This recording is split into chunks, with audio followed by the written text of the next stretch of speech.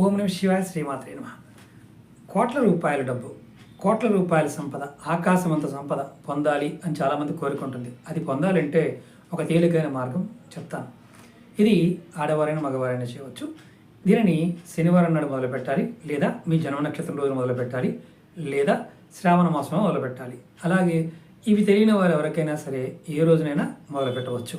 అంటే నక్షత్రాలు తెలియని వారు మొదటి రోజున మీరు చీమలకి ఆట అంటే గోధుమ పిండి పంచదార కలిపి చీమల పుట్టల దగ్గర వేయాలి.